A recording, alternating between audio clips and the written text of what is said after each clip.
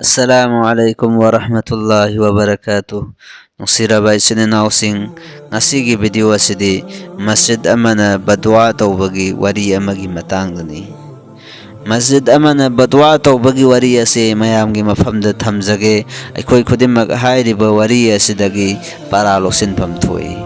Nungsiraba isininaw-sing nongma numit ama buzuruk ama khungang amada satlammi. Mafam aduda masjid amasu lerammi. Masjid adu amod akaina koichai chairaga lerammi. Ising amadi thongmoina chingba amata leramde. Maduda miyamna namaz honbagi khudam amadasu uba phangde. Buzuruk aduna amod akai kaya adu lauthok sengdoklaga masjid adu fazaba mawongda thamlammi. Aduga karigumba amata chada thaktana hairiba masjid aduda hiplammi.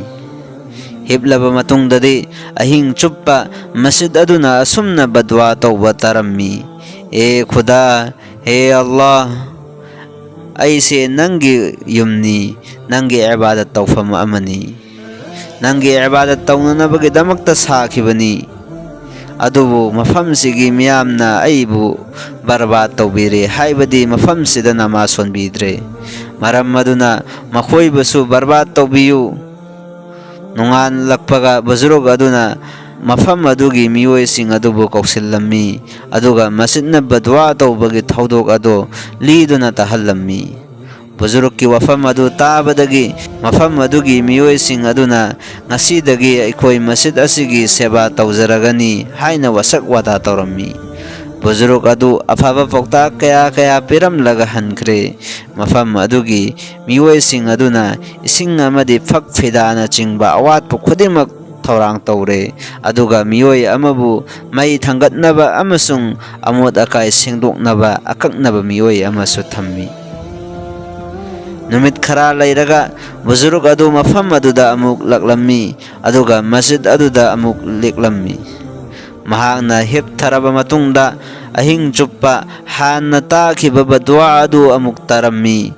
Buzuruk adu nahirammi, he masjid, haujikti miyamna nangi awat pasing minsinduna ningthijaba mawongda thamlabani. Aduga karigi amuk nahakna badwa tawribano haina buzuruk aduna masjid aduda hanglammi.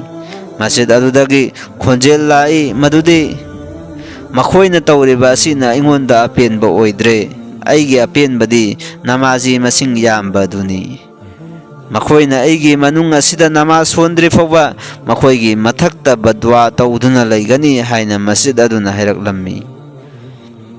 Hairiba masjid adugi wafam sing adu taraga buzuruk aduna nongalakpaga mafam adugi miyoybasing adubu kausillaga masjidna hairiba wafamsing adu liduna tahallammi.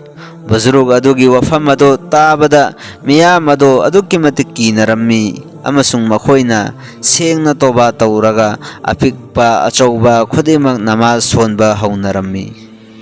Loinana afaba imam amasu thiraga thamlammi, mojidna amasu thamlammi. Imam sahibna angang sing larik takpi tambibasu horaklammi. Mawong asumna masjid adu asum abad oiraklammi. Buzurug adu asumna khusin thorang tawramlaga amuk hankre. Numit kharani lairaga khungang aduda buzurug adu amuk laklammi. Masjidta namaz honba miyam adu uraga yamna harawrammi. Mafam adugi misingna dingi darkar oiba khudingmag hangfam thifam ama oina buzuruk adubu miyamgi luchingba ama oibinaba haizarammi. Buzuruk adu ahing khuding masjidta leklammi. Handakti ahing chuppa masjid aduna asumna dua tawbadu buzuruk aduna tarammi. E Khuda, e Allah, miyamna aibu ningba thunghanbire. Maram asina makhoigi aningbasing adubu thunghanbiyu amasung makhoigi mal changda barkat laihanbiyu amasung makhoibu nahakna yabiyu haina masjid aduna dua tawba adu hairiba buzuruk aduna tarammi. Nungsiraba isin inausing nakoisu masjid pu abad taunaba maning thunghannaba hotnagadabani adu oirabadi Allah tabarak taala na nakoigi aningba khudingmak adusu thunghanbigani apikpa achauba khudingmak nupa nupi khudingmak namaz songadabani asengba alimsing amadi luchingbasingdagi pauktak laufam thoi amasung hairiba matam maduda Allah tabarak taala na nakoi khudingmak pu dunia amasung akhirat animakta mai pakhanbigani thaujal tawbigani nungsiraba isin inausing aikoina khanthapam thoi aikoina hairiba wari asidagi para lausinpam thoi yengbiu adumgi masjid singda adumgi laikai singda masjid kaya lairamgani adubu hairiba masjid sing aduda namazi masingdi watli kanagumba miyoi kharana sole kanagumba miyoi kharana sonde masjid saba matamdadi phajaba mawongda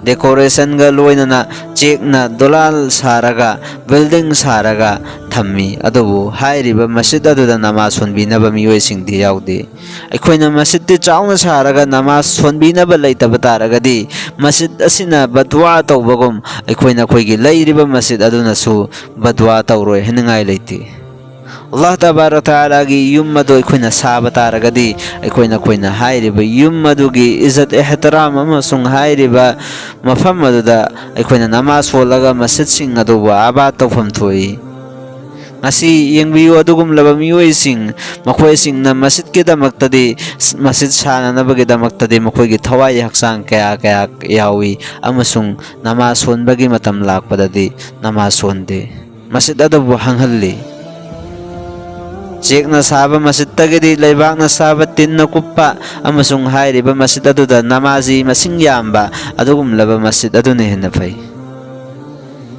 nungsiraba isin inausing haining libadi aikoina khoigi masjid sing ado aikoina abad tawfam thoi masjid abad tawgadawriba ase karamba mawongdano namaz holabagi matungdani namazi masing yamlabagi matungdani hairiba matam adudata aikoina khoigi awat bukhodimak adusu Allah tabarak taala na pinabigani aduna nungsiraba isin inausing hairiba wari asidagi aikoina paratam sinpham thoi amasung aikoi khudimak namazi oinaba hotnafam thoi matam adudata Allah tabarak taala na yaba banda sing haibadu oigani